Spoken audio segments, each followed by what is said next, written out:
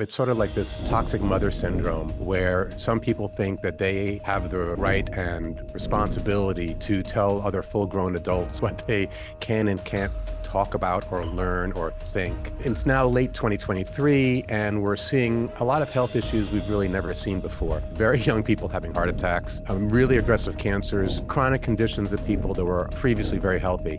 There's evidence that this was from some safe and effective choices and some toxic proteins that those choices created, and from foreign genetic material that were in those safe and effective choices. What researchers have found is that there are toxic proteins being found 6 months after someone made a safe and effective choice. The body has the ability to break down proteins that don't belong there. So there has to be an ongoing source of it. DNA is a library, but not the librarian. It doesn't on its own open up and release materials. It has to be triggered to do so. So we want to deal with the toxic proteins that are being created, but we also have to be we have to think a little more deeply, and we don't want to always be putting out fires. We want to get to the spark. So we also have to think about how do we deal with the foreign genetic material that's in the cells, hijacking the body's internal mechanism to make the toxic proteins. Would this toxic protein be problematic for somebody who did not make that safe and effective decision? So, Spencer Feldman, welcome back to the 𝙎𝙬𝙎𝘏 podcast. Hey, thanks for having me, Ben. You were just on a few months ago, and I know that we had discussed there was so much that we didn't even talk about during that episode. There was so much I could chat with you about. So we're here doing a round two. I even asked my audience, should we do a round two? And I got a whole bunch of comments saying, bring Spencer back. So Spencer is back with us. And something is interesting that happened between our previous episode and our episode today. YouTube actually decided to flag our conversation and remove it from the channel, giving me a warning of misinformation. And we can't really get into the details because then we'll get shut down with this video. But what are your thoughts on that happening to us and just the censorship that's happening these days? It's disappointing that we don't value free discourse and don't trust enough that if all the information is put in front of us, that we're all smart enough through dialogue and experiment to determine what is true and what is false. So it's sort of like this toxic mother syndrome where some people think that they have the right and responsibility to tell other full-grown adults what they can and can't talk about or learn or think. And it's part of a grand cycle of humanity. We're hopefully going to come out of this in a few years, but that's where we're at now as a species. Yeah, that's a good way to put it. Toxic mother syndrome. It's funny because when YouTube did that, they allowed an appeal to be filed, and I did, and we submitted all the studies we could find, and they still said no, misinformation, blah blah blah. So they ended up not putting the video back, and our account is flagged until I think the end of December. But they also required for me to take this little quiz that they require whenever we get flagged, and it runs through the 12 questions and 12 different examples. If this person says this, is this misinformation? And they require you to say yes, even though I really believe it's not. So it's just so stupid, the things that are happening on YouTube. It's unfortunate. So they sent you to a digital re-education camp. Exactly. Yeah, exactly. Your video is blurry, by the way. It got blurry. Oh, is it? Yeah. Hang on. Let's see if I wipe this off, if that gets old. I think it fixed. Yeah, there you go. Okay, cool. Okay, good. Yeah, I must have a thumbprint on it. They sent me to a digital re-education camp. That is true. It's so stupid. Okay, today's conversation, we're going to be really careful with the language that we use, but I think the way that we game planned ahead of time, Spencer came up with some key terms. So we're not actually saying the words, but for those watching and listening, you'll know what we're talking about. So what are the key terms that we're going to be using today, Spencer? Well, let's start. I think it'll make sense as we use them. So let's talk about some decisions that people were made either because they felt it was a good decision or they were pressured into do it, and they did something that they were told was safe and effective. And it's now late 2023, and we're seeing a lot of health issues we've really never seen before. Very young people having heart attacks, really aggressive cancers, chronic conditions of people that were previously very healthy. And, there's evidence that this was from some safe and effective choices, and some toxic proteins that those choices created, and from foreign genetic material that were in those safe and effective choices. So with that being said, let me share with you some information I have that your audience may find useful. And this, I'll just say that this is a very important episode for those watching and listening. If you know anybody who's made those safe and effective choices and they're dealing with symptoms, this is a must, because Spencer's about to give you a masterclass on what to do. So go ahead, Spencer. Thank you. I appreciate that. Okay, so what we're finding, or what researchers have found, is that there are toxic proteins being found 6 months after someone made a safe and effective choice, 6 months later in the blood. Now, that suggests one of several things, because the body has the ability to break down proteins that don't belong there, usually, or at least sequester them. So there has to be an ongoing source of it. So one possibility is they have a viral infection reservoir in the body that they never got rid of, and it's continually making these toxic proteins. Sure, that's possible. Although I don't think so. I think normally for most people, when they get a reservoir infection, normally it goes dormant and only comes out when they're really weak.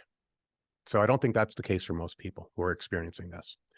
Another possibility is through reverse transcriptase, some of the foreign genetic material that that people may have chosen to incorporate into their body has now made its way into their genetic code.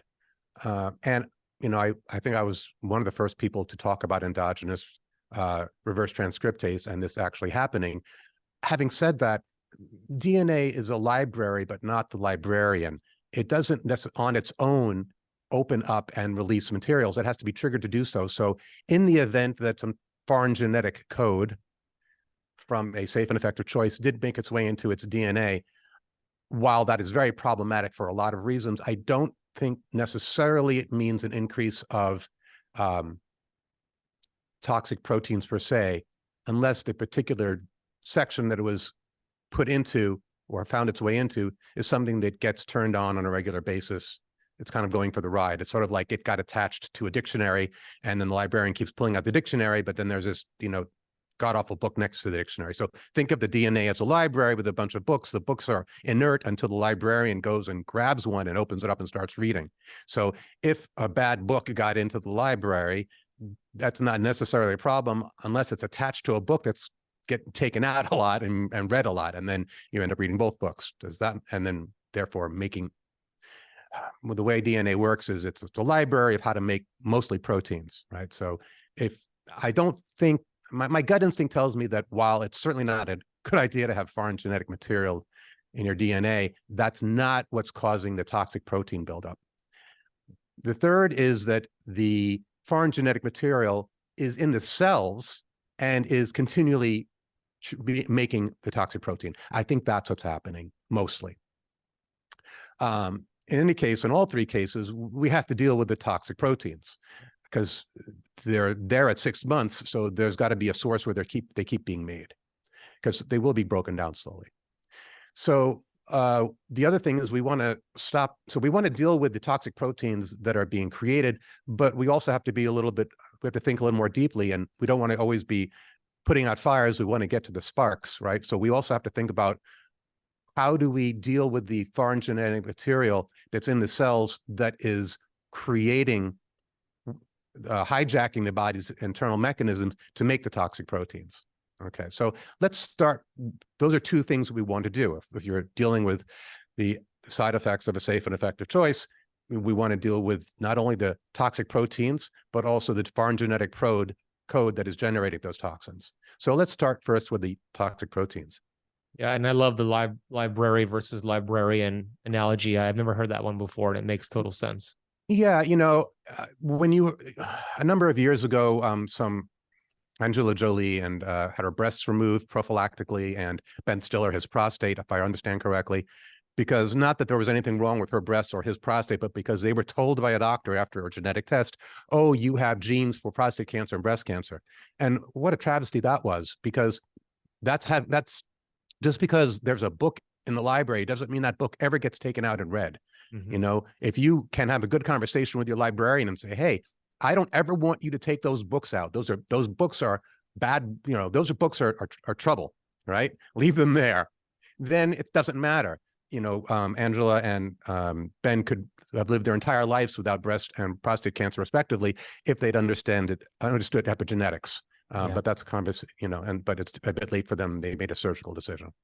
What percentage of disease cancer included is epigenetics, and what percentage is just strictly genetics, nothing you can do about it? I have no idea. And I'm not even sure how we would go to necessarily answer that question. But I would suspect that most of it is epigenetic. But as we move forward as a species and the genes get weaker and weaker, the genetic side of that is increasing. Interesting. So let's start first with the toxic proteins. These are neurotoxic and they accumulate in the brain. They actually cause the brain to shrink. So when you look about the world now in 2023, with us on the verge of world war everywhere you look, and violence and craziness that, you know, really started, you could say it started with, I guess, Antifa, right? All of these people who were just looking for an excuse to be violent. I think what we're seeing is the, brain damage. If you look in old age homes of people that have Alzheimer's and brain damage, they can become very violent and angry people. Violence and anger and madness is a side effect of brain damage. So the madness and violence we're seeing in the world, I believe, is caused by brain damage. And I think this is the main cause of it. I think we're going mad as a species as a result of safe and effective choices. So that would include mass shootings that we see. We just saw one today, actually, that happened in Maine.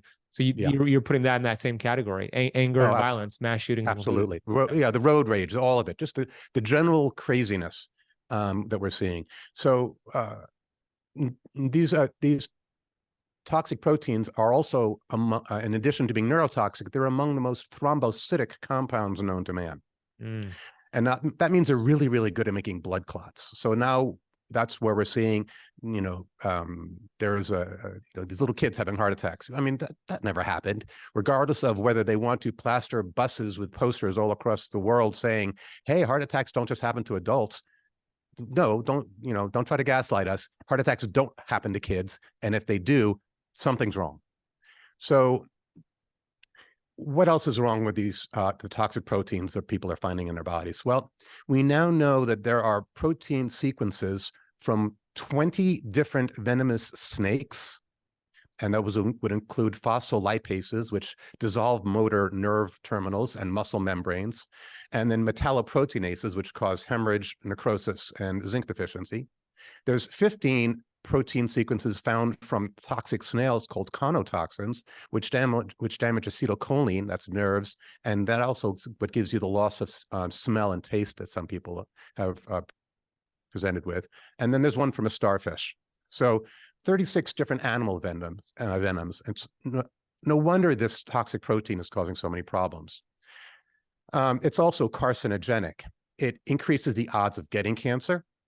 It reactivates cancers that were in remission, and it takes slow growing cancers and makes them grow at vastly accelerated rates, known as turbo cancers. So someone could say, they go to their doctor with a little lump, and the doctor goes, oh, the cancer that you've had in remission for the last 20 years has come back, and then they're dead a month later because the cancer grew that fast. Wow. Right. And also, I mentioned it causes the brain to shrink, and that's not hyperbole. The toxic proteins enter the brain via the bone marrow and then through the meninges. So we finally figured out the way in which they get in. And we're also seeing these toxic proteins trigger new cases of Alzheimer's, as well as amplify cases that are already there. And this last part is of particular interest. It was kind of like a smoking gun to help understand part of what's going on. Alzheimer's, along with most neurologic conditions, are associated with prions. You probably remember the term prion from mad cow disease that was, going a big thing in the media a decade or so ago. Mm-hmm. Well, the body has lots of prions. It's not just the one from mad cow. And a prion basically means a misfolded protein. So let me explain how that works. You've got the library, you got the DNA, and epigenetically it's told, hey, I need this particular protein. So the DNA opens up, it unzips, RNA gets created, and that then is attached to, or what grabs onto that is a ribosome, which goes along the length of the RNA and extrudes out a series of amino acids in a chain. They go through 4 different folding patterns, and in the last one, the protein is done, and now you have this little glob of a particular shape, and it's the shape and the charge is what does the work of the protein.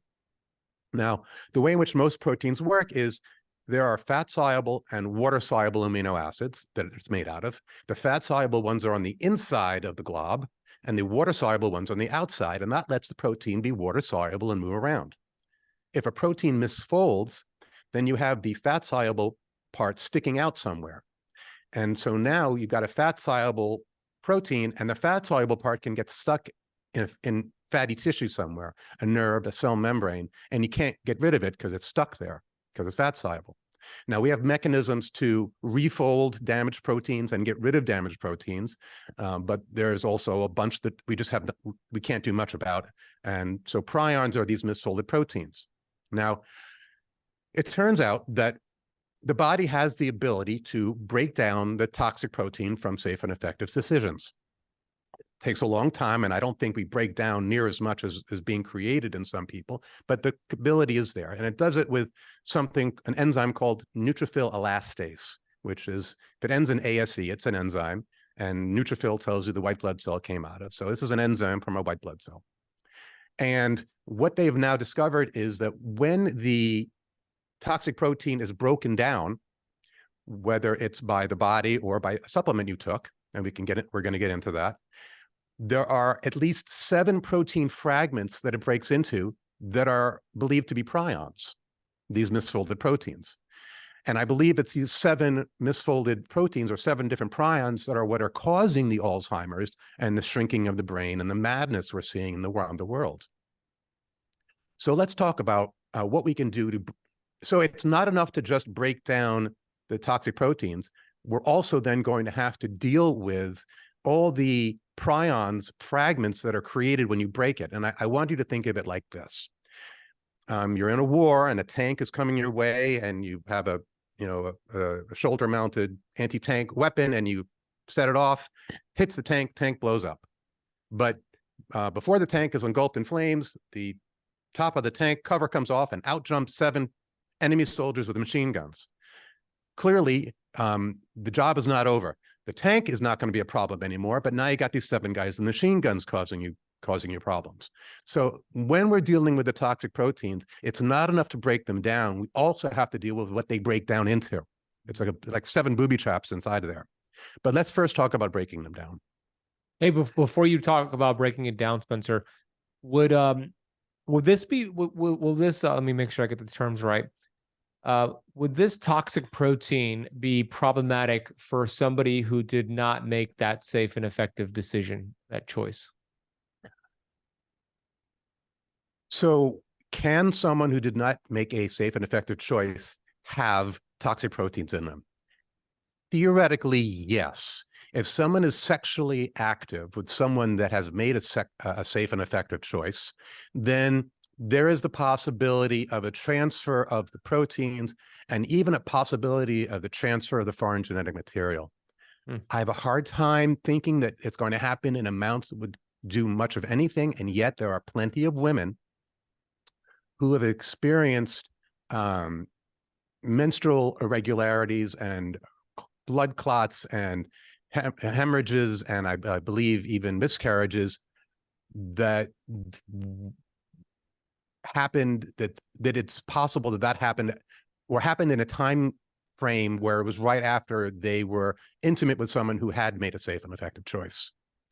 So we can't rule it out. I mean, it's hard to think it can happen in those amounts, but what we're dealing with, the science behind the safe and effective choice is so far beyond what I thought humans were scientifically capable of that it's almost like it's a little science fiction-y. I'm not quite sure. I mean, you've heard that whatever the military does is 30 years ahead of what is available to the civilian market. So maybe we really are that advanced. Maybe they have something that can do that. It sure seems that way. What is the purpose? Oh, what's the purpose? Okay, so it looks like depopulation, Ben. Going after fertility. That's what it looks like, and certainly there's enough people who have God complexes and an enormous power and wealth who have stated and are continuing to state that their planet has too many of us useless eaters on it.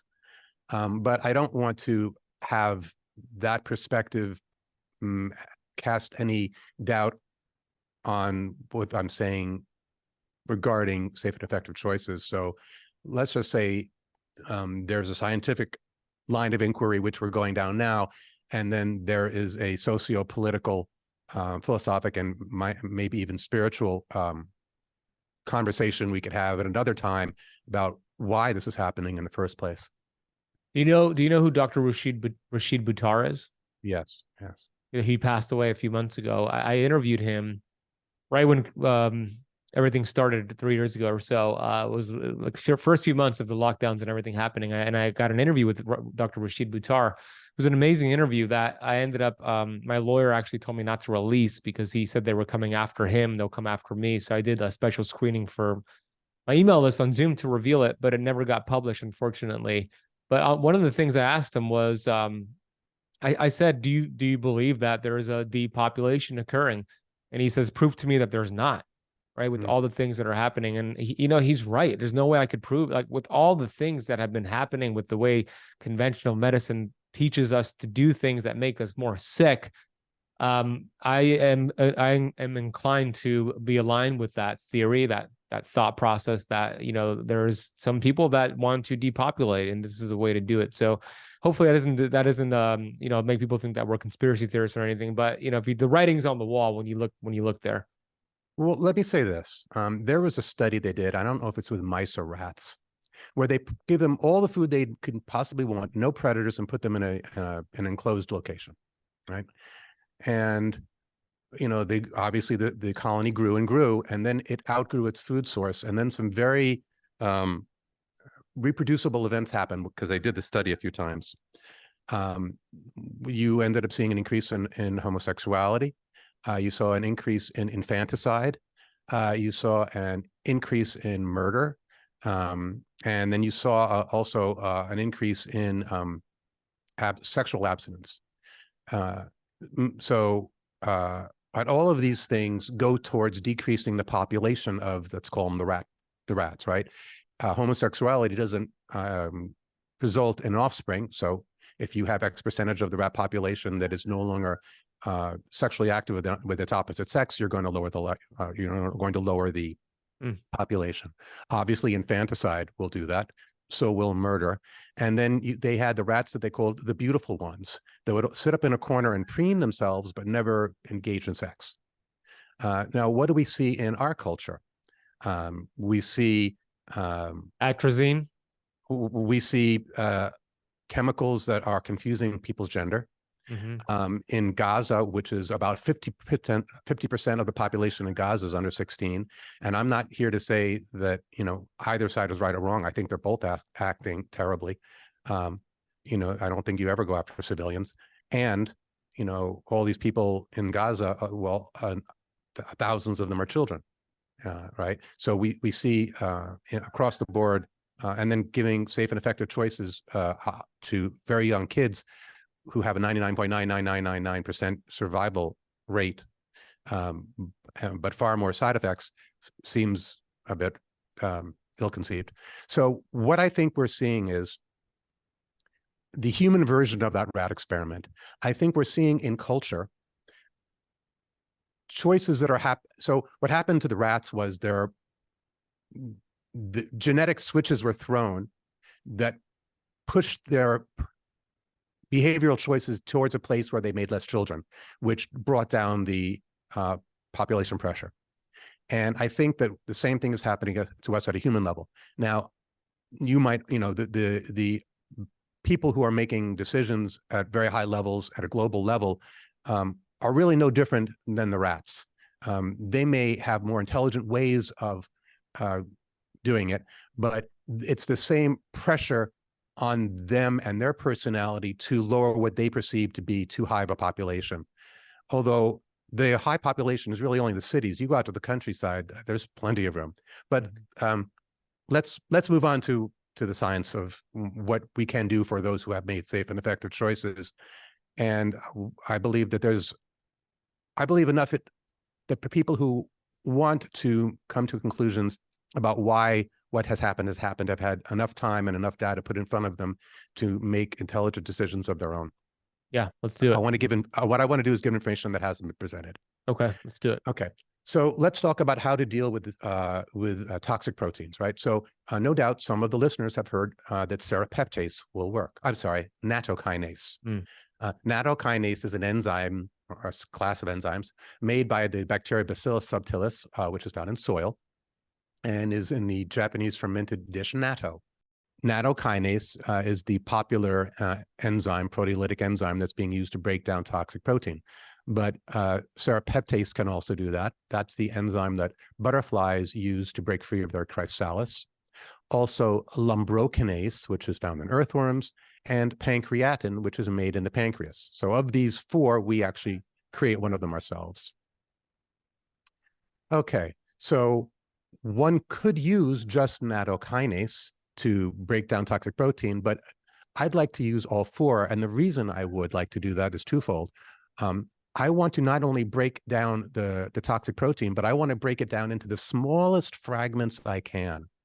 So if we can break down some of those prion fragments so they don't cause problems, even better. So I think that a wide array of proteolytic enzymes that work in different ways increase our odds of breaking it back down to amino acids so they no longer cause brain damage.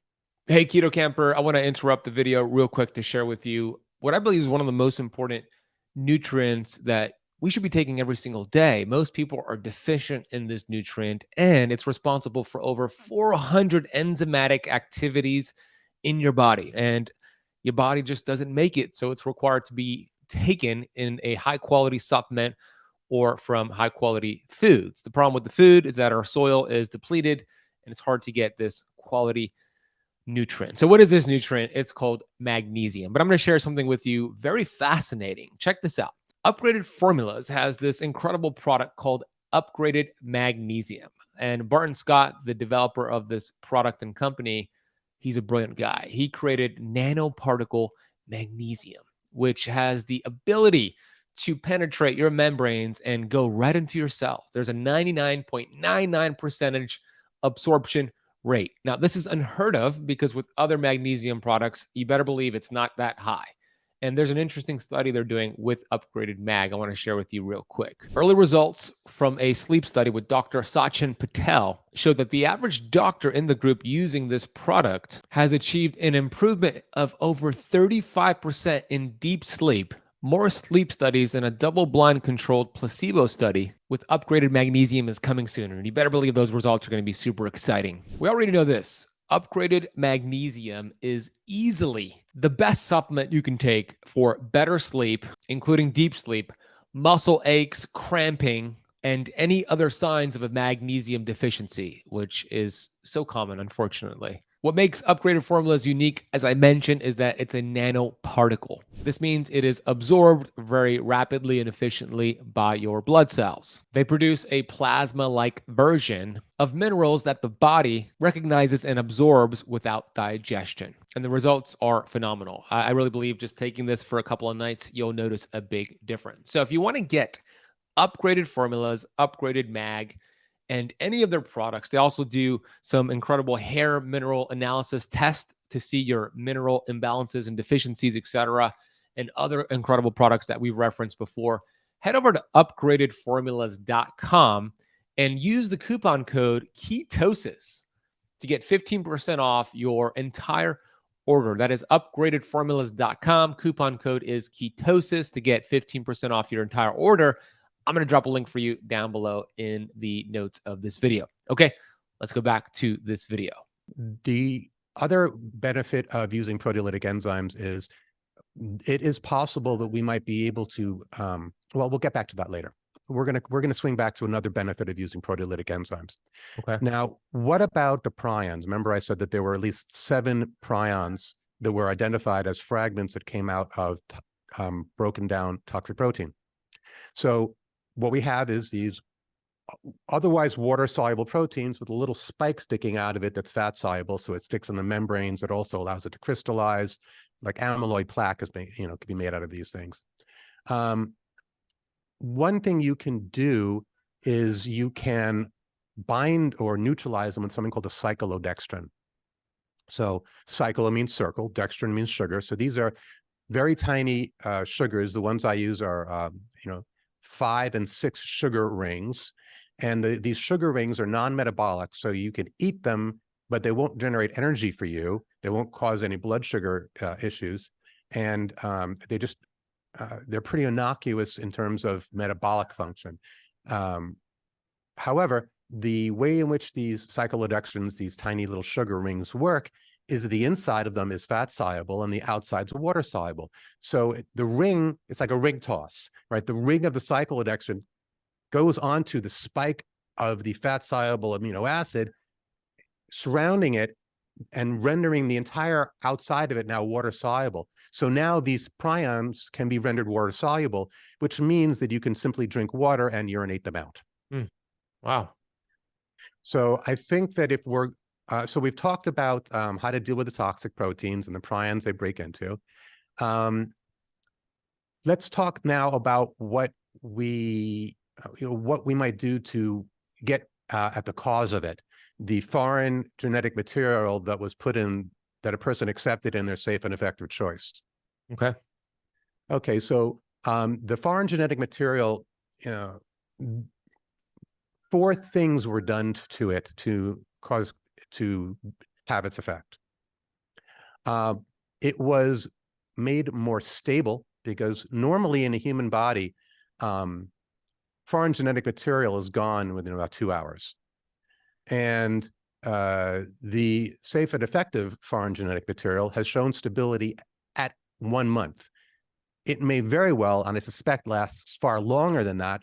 That's just the longest they've ever tested it at. So at least it lasts a month. I think it may last indefinitely. It's possible it never breaks down. Wow. Hopefully the people that did the test at a month will go back and do the test at a year and 2 and 3 years, because clearly we have subjects now in the human population that have had that foreign genetic material in them for 3 years, and we should know. So one thing is they made it more stable.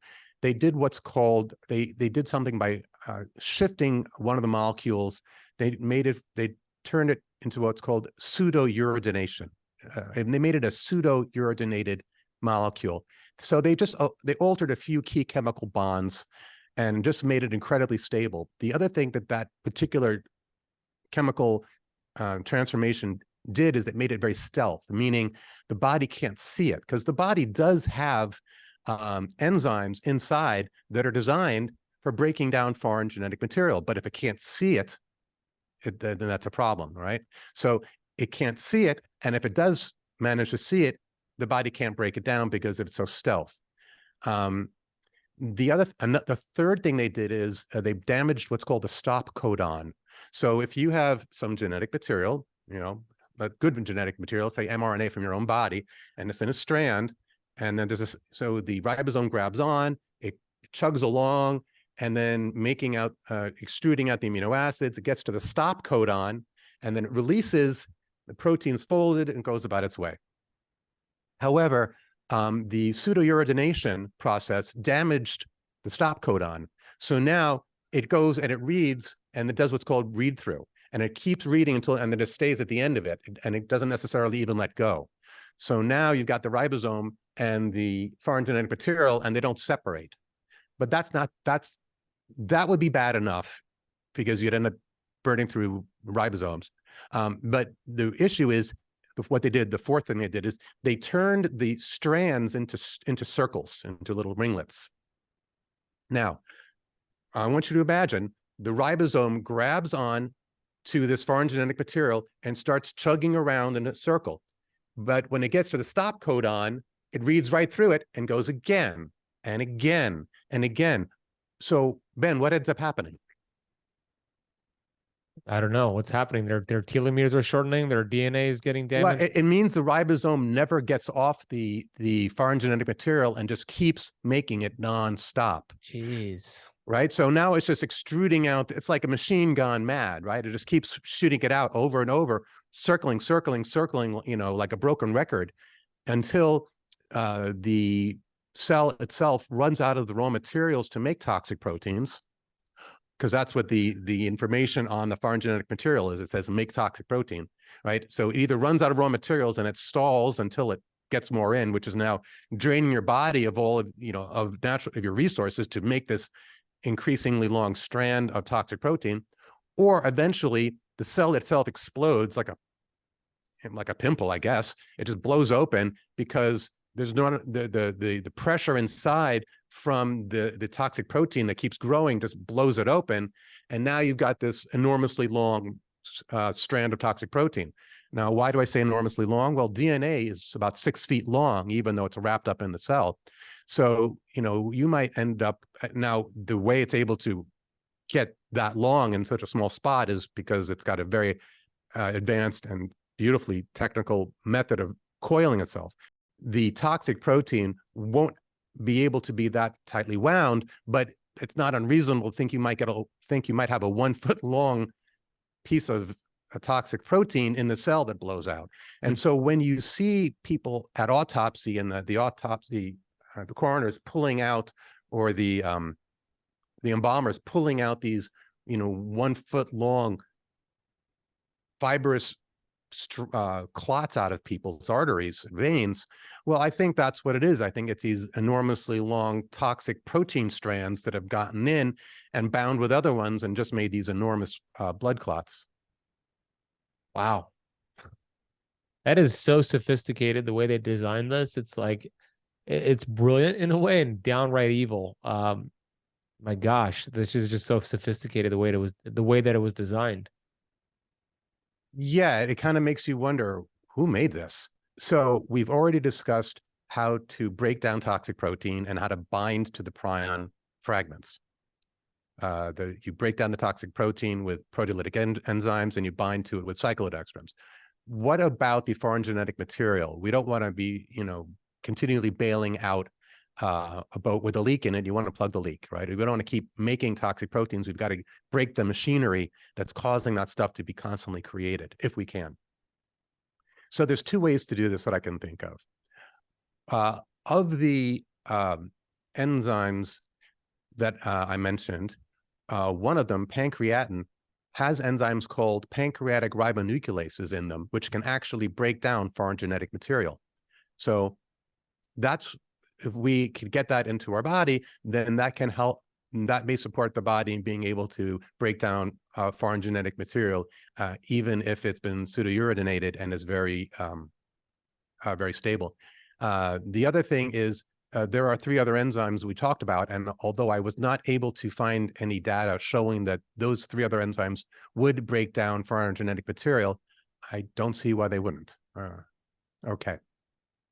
So the last way, so that's one other way. You can use the same proteolytic enzymes that break down the toxic proteins to break down the foreign genetic material.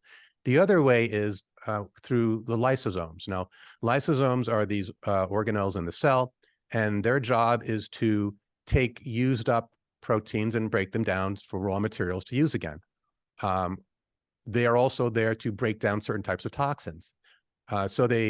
But in the event that a toxin can't be broken down, they'll also just sequester them and hold on to them. So the lysosomes function as a recycling center, but also a landfill. but there's only so much space in there. So the more it acts as a landfill, the less it can be a recycling center. And so that's one of the reasons why fasting is so good. It's one of the only ways it will clean out the lysosomes of its junk. So you're like emptying out the landfill so it can start doing more recycling work for you, which is, recycling is another way of saying recycling is regenerating or getting younger. It's dealing with the catastrophic garbage theory of aging, which is basically part of aging is just a bunch of junk accumulating. Is this process included with autophagy is what you're referencing? Yes, absolutely. Okay. That'll clean out the lysosomes. Okay. However, when you go and fast, even a 10 or 14-day water fast, there's some parts of the lysosomes you just can't clean out. And so mind you, I'm a huge fan of fasting, but it turns out cyclodextrins can clean out the lysosomes orders of magnitude more powerfully than fasting can. It can get to places in the lysosomes that fasting just doesn't get to. So one of the best ways you can clean out the lysosomes of the body is with cyclodextrins, which we mentioned are the sugar rings that can bind to the prions. So it turns out that cyclodextrins are fantastic at cleaning out lysosomes. They're actually orders of magnitude better than fasting. They get to places that fasting just can't get to. And mind you, I'm a huge fan of fasting. I continue to do it, a 2-week water fast every year, but cyclodextrins have pulled things out of me that fasting never got. So when you take cyclodextrins, assuming you're taking the right form, the alpha and the beta, then what you also can end up doing is doing a deep clean of the lysosomes. And that empties out the landfill part of it and makes more room for other things to go in there, other things like foreign genetic material. So if a person has got stuffed lysosomes, then that foreign genetic material may not be able to get sequestered anywhere, and it just keeps doing its dirty business. But if you can clean out your lysosomes, then the body may be able to say, well, I can't break down this foreign genetic material, but I know I've got a place I can put it where it won't cause any trouble. So that's the other thing. So as such, the protocol that I offer for your consideration for people who've made safe and effective choices would be 4 enzymes: nattokinase, serrapeptase, lumbrokinase, and pancreat, and then cyclodextrins, namely alpha and beta. There's a little bit of a challenge with this. The 4 enzymes, you can't just take them in a standard oral preparation because the enzymes are themselves proteins, and our body is designed to break down proteins, which is what eating functionally is. When you eat protein, you break it down to the amino acids. So if we were to eat these enzymes, we might expect, say, 3% of them to get to our bloodstream. Most of it would get digested. And there is another way you can do this. You can take it as a liposomal, which is where you put something inside these little kind of lipid spheres, and then it goes across the membrane of the gut into the blood, and the liver opens up the spheres, and then you've got it in the bloodstream, and now you're at 80% absorption. So for all the benefits people have been getting by taking oral enzymes beyond what it just does to digestion, I mean a systemic metabolic benefit, that's at around 3 to 5% absorption. So imagine what you do when you push that up to 80, 85% absorption. So we have a product called Protolase. It's a new product for us, and it's a liposomal preparation of those 4 enzymes. So then the other one would be cyclodextrins. Now, cyclodextrins are usually given by IV because they're not very well absorbed orally. But I found a way. I tinkered with them, and I found a way to get them across the gut barrier intact. So we have that as a product called albidextrin, which has both alpha and beta cyclodextrins. So if you don't want to take an IV of cyclodextrins, we have it as a normal formulation. So these are some things to consider. I like natural medicine. I like using natural things to help people. And then these are all, of course, natural. Well, cyclodextrins aren't natural. You get a little bit of them in beer and bread during the fermentation process of starches. But the other 4 things are natural. But what I would say is we live in a world where there's some very dark science going on. And, you're going to probably want to have someone who does some of the good science, one of the white hats in the science community to help you out with this, because we're what we're dealing with has got a lot of very has a lot of sophistication behind it. And it is possible, I believe, to navigate this minefield, but you really have to have a good map to know where to step to do this right. I first of all, I acknowledge you for doing all this research for us. Thank you. We need somebody. You're the person with the white hat doing the research, so thank you. I have a few questions. So the two products you mentioned, Protolase, Albidextrin, you could find that on Spencer's website, which is RemedyLink.com. We'll reference that in the notes down below. The questions that I have, where does Tacimate fall here? Is this just something different for histamines, or would this also be beneficial to take? Because that's something that you've created for histamines. We spoke about that in our last episode. So where does Tacimate fall here? Okay, so we know that toxic proteins are generating all sorts of dysfunctional reactions in the body. Among them are actually allergies. Allergies are one of the things that toxic proteins will generate. And what happens with allergies? Okay, so allergies are a histamine-mediated reaction. And most people think that allergies are, like we mentioned in a previous podcast, that allergies are, my skin is itching, or that food didn't agree with me, or my eyes are watery, or I've got this, I'm sneezing. But actually, histamine reactions happen in any tissue of the body. And I believe that most chronic conditions have an allergic component to them, all right? Things you would never think of as allergies are allergies, like plaque in the arteries is an allergic phenomena in the artery. Irritable bladder, interstitial cystitis is an allergy in the bladder. A person could have, fatty liver can be an allergy in the liver. One of the things that happens when a person is constantly in a state of allergic response is their immunoglobulins go up. Now, immunoglobulins are the things that go after the toxins and the infections. And immunoglobulins are in relationship with something called albumin. The sum total of both of them can only reach a certain number in the blood.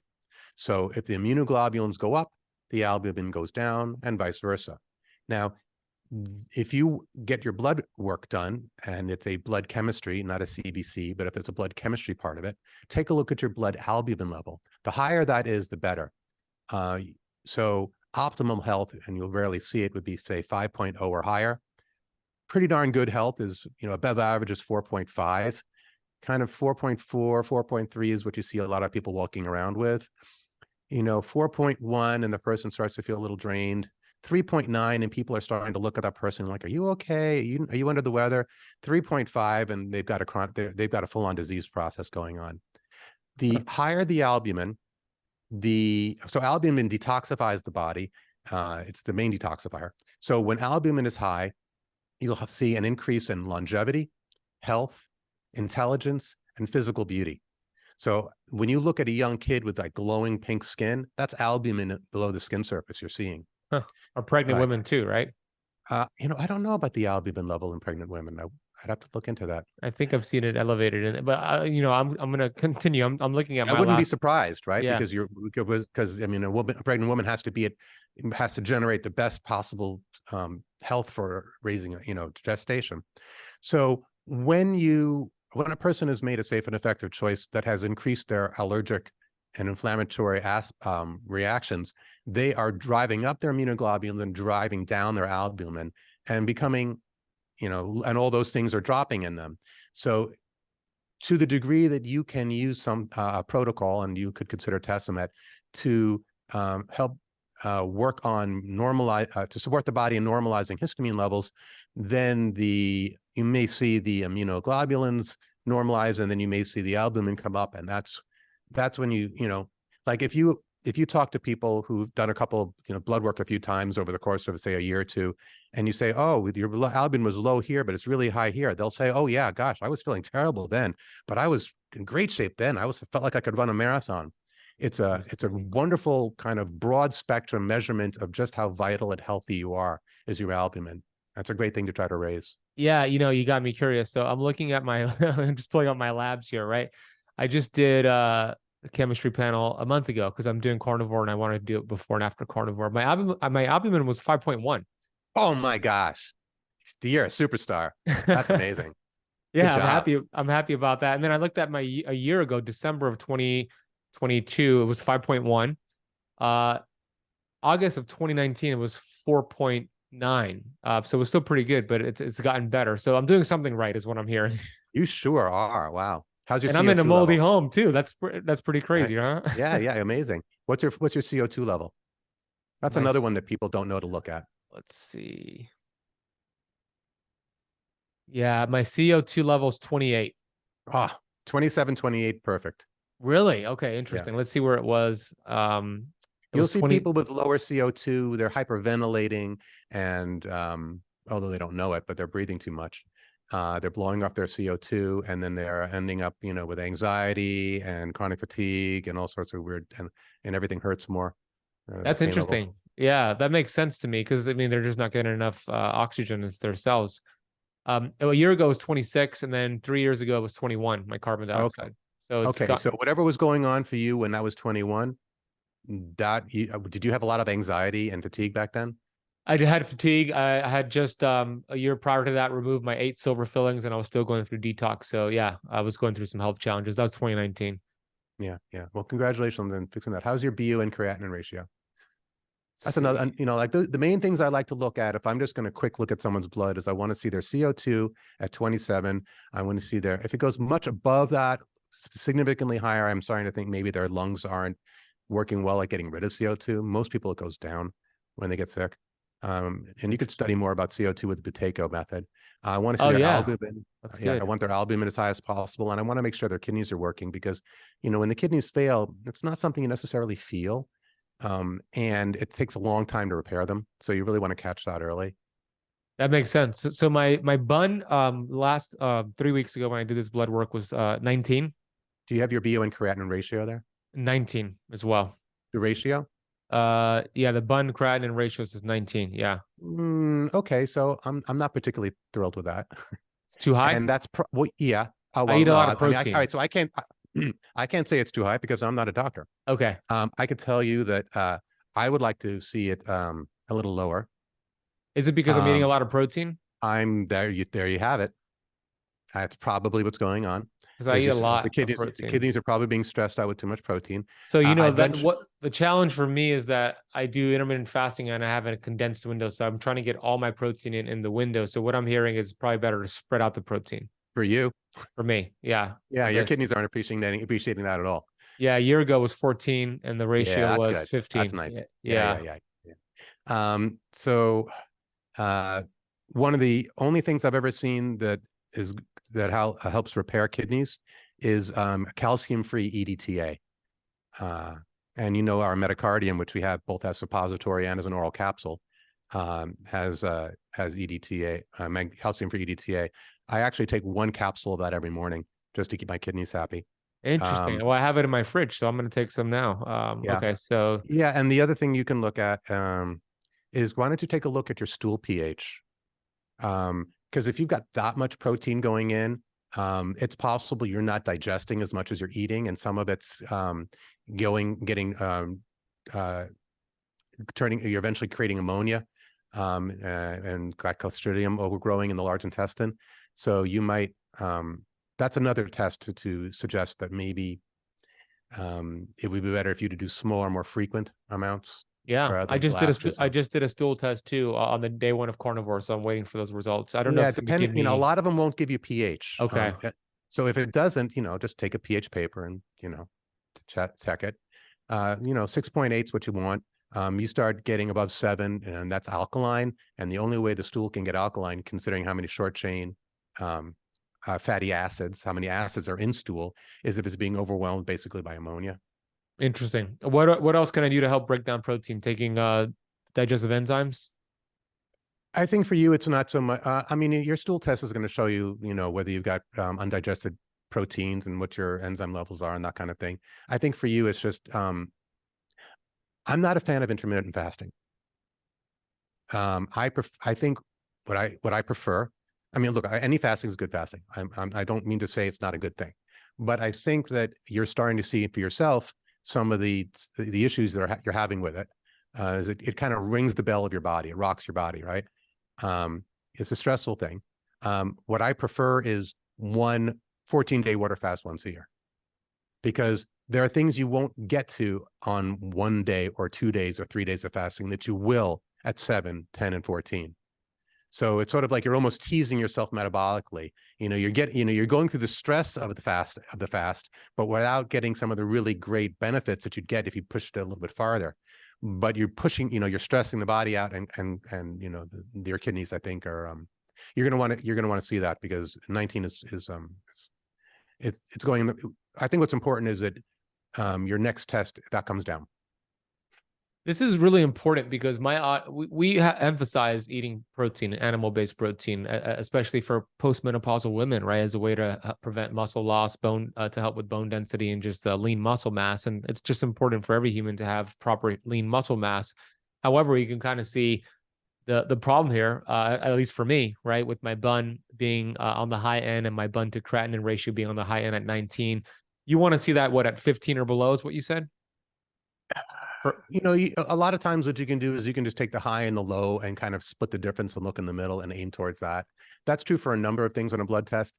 It's not true for things like CO2 and carbon dioxide, where you actually do want them higher. And albumin. Yeah, I'm sorry. Yeah, CO2 and albumin, I meant. Yes. So yeah, I'd like to see the BUN a little bit lower. Again, I'm not saying that your total amount of protein should change. I'm just saying the high doses all at once, correct, is it's rocking your kidneys. Yeah. Right? So for those who are doing OMAD, 1 meal a day chronically, test your bun creatinine ratio, and I would imagine it's probably high because you're trying to fit it all in 1 meal. Probably not a good idea. Yeah, and also, although I haven't personally seen it, someone that I respect, who had decades of experience in the field, told me that OMAD will also cause some challenges to the gallbladder. That it's just, it's just too much at once. To process all the fat all at once as well. Yeah. Yeah. That can make sense. Yeah. Anything else you want before we wrap this up? I have one final question. Anything else that you want to add to this conversation here? No, other than congratulations on a 5.1 albumin. That's just spectacular. Yes. I love it. Well, thank you. I'm happy with it too. Spencer, last question for you is about gratitude. I asked you last time about vitamin G, which is my favorite supplement. What are you grateful for right now? I'm grateful for the conversation I'm having with you. That's and the opportunity to share some of this research, with people. If I just sit here, behind my desk and pouring through medical journals and kind of connecting the dots, well, okay, but unless I can meet up with someone like yourself who's has the gift of being able to understand how to connect with people, large groups of people, my work goes nowhere. So I'm very grateful. Thank you. Yeah, no, thank you for doing all the research that you do. I always learn from you. My audience does as well. We're very grateful for you. Thanks for also putting it together in a product that we don't have to figure it out and worry about contaminated items. So your products are incredible. I've been using them for years. Dr. Pompa is the one who got me on board with you. So your website is remedylink.com to check out the products mentioned and other products that you have. Not only are the products there, but you also list the research. You have videos for each product. You have detailed notes for each product. And I do appreciate that as somebody who's looking at different supplements. You guys do a good job giving all that info and why you put it together. So everybody go check that out. Your social media is it at RemedyLink on Instagram? Would you believe I'm old school? I don't have any social media. No social media. Yeah. So just go straight to the website. I believe that you're old school because that's the way you roll. I want to take a quick break from the video you're watching to share something with you that has made a big difference with my health and the thousands and thousands of students that I teach all across the world. Now, this is a unique device that has been shown to help with skin health, sore muscles, wrinkles, psoriasis, eczema, scoliosis, migraines, sleep issues, arthritis, acne, scar tissue, wound healing, relaxation, and also boost testosterone levels. What am I talking about? What is this miracle drug? Well, it's not a miracle drug. It's red light therapy. As you can see here, this is called photobiomodulation. And I use this red light therapy device every single day. Not only do I use it, my fiance uses it. Our dogs and cats love it. And the device I have here is from Bon Charge. Bon Charge has a different range of big panels, small panels, from affordable to ones that are a little bit more money depending on how much you want. And I love this product. I feel so good. And it doesn't take a lot of time to get all these benefits. I simply take off my glasses, which is Bond Charge glasses, by the way, turn it on, and I have it running for 20 minutes once a day. And turn it on. And as you can see, I just leave it there on my desk as I work. 10, 20 minutes per day will suffice. And it makes a big difference. You're going to notice a big improvement with your skin health and all the things we mentioned earlier in just a matter of weeks. So if you want to get your hands on this Bond Charge red light device or get their big panels, they also have panels that you could take on the go that are more affordable, then head over to bondcharge.com/KetoCamp and use the coupon code KetoCamp to get 15% off your red light device, or as a matter of fact, your entire order. Any product, you could get 15% off with that nice coupon code KetoCamp. So whether it's these Bond Charge blue light blocking glasses, their sauna blanket, or any of their awesome products, use that coupon code KetoCamp at checkout. We'll drop a link down below. Go check them out. They are awesome. And let's get back to today's video. So we decided to add a bonus section to this wonderful interview because we were talking offline and we're like, you know, you said we got to hit record and add this to the conversations. For those who stuck around, you got a bonus section here. What were you about to say, Spencer? Okay, so 100 or so years ago, somebody figured out that if you took cheap cottonseed oil and you bubbled it through like hydrogen gas and nickel, and they're both metals, hydrogen is actually a metal, even though it's in a gas form, that it would hydrogenate and you could turn it from a liquid to a solid. And that's the creation of Crisco, which was a big seller 100 years ago because it was very shelf stable and so people are fine with it. But of course, you know, Crisco is incredibly toxic to the body. Right? Yeah. Well, the same process happens inside the body. Metals inside the body, because we're always getting exposed to metals. Heck, you know, I got a hair test and I found I had high levels of aluminum. I'm like thinking to myself, I live off the grid. I eat all organic. I you know, fresh spring water that I've tested. Where am I getting aluminum from? Is it chemtrails? And then I figured, oh, I grind my own flour. I bet the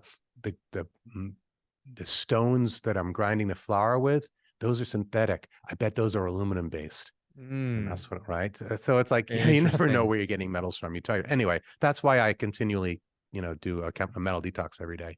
But in any case, so we're always exposed to metals, and metals cause the lipids of our own body to turn to Crisco, just like it turns in a big vat at a food industrial facility. It turns cottonseed and soy oil into hydrogenated fat. So our bodies are in the process of turning in, the fats in our bodies are turning into Crisco. And so we have to not only get rid of the Crisco, get rid of the causes of the Crisco. So like in the last video, we said, not only do we have to get rid of the toxic proteins, but the foreign genetic material generating the toxic proteins. Well, in this case, we not only have to get rid of the hydrogenated fats in our tissue, the Crisco, but also what's causing it, which is the metals. Now, the metals, you know, we have a number of chelators on our website you can look at, but it also turns out that cyclodextrins, the same things that bond to prions, can bond to Crisco. They can basically make Crisco water soluble again, and you can pee it out. So all that hydrogenated fat in the arteries and the heart and the liver and the brain, you can pee it out if you have access to cyclodextrins.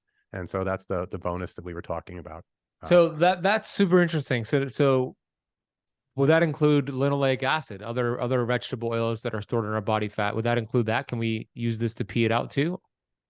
Well, it's really good at taking crystallized fats and solubilizing them, right? Okay. So what happens with cholesterol, and this is actually a whole hour-long talk. Yeah. Maybe why don't we save this for another talk? Because the whole process by which so what happens is these toxic metals get in, they cause the fats to denature. The denatured fats crystallize.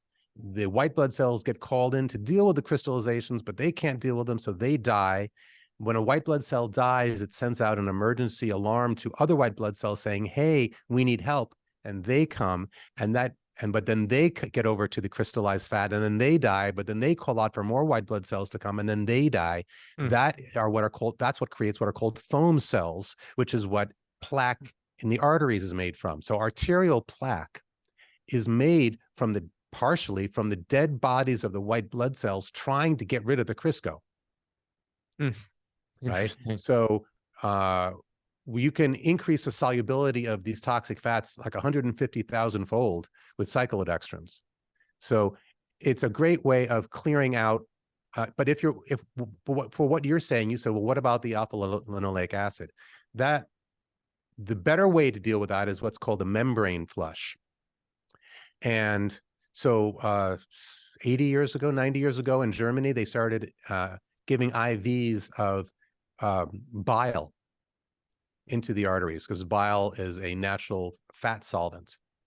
And it would cause people to pee out their it would flush their membranes clear of their toxins. It would get their old toxic lipids out of them, and then they would rebuild them with phosphatidylcholine afterwards. I do have a product I make called 𝘾𝙊𝙍𝙍𝙍, which is liposomal bile.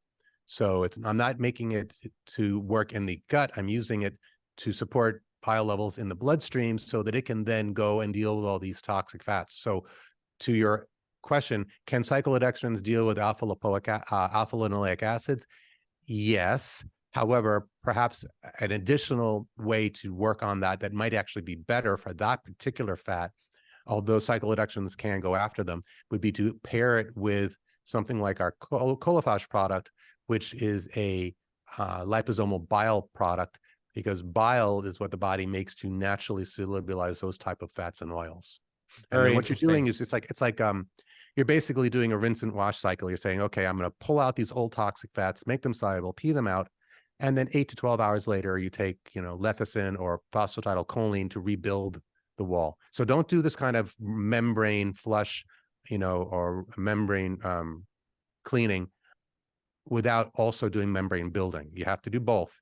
Otherwise, you can strip your body out of too much of the toxic fat. You have to also replace it with good fats. We'll do another episode where we'll take a deeper dive into this. So thanks for the bonus content right there. I hope everybody enjoyed that. We'll bring Spencer back. So thanks again, Spencer. Sure thing.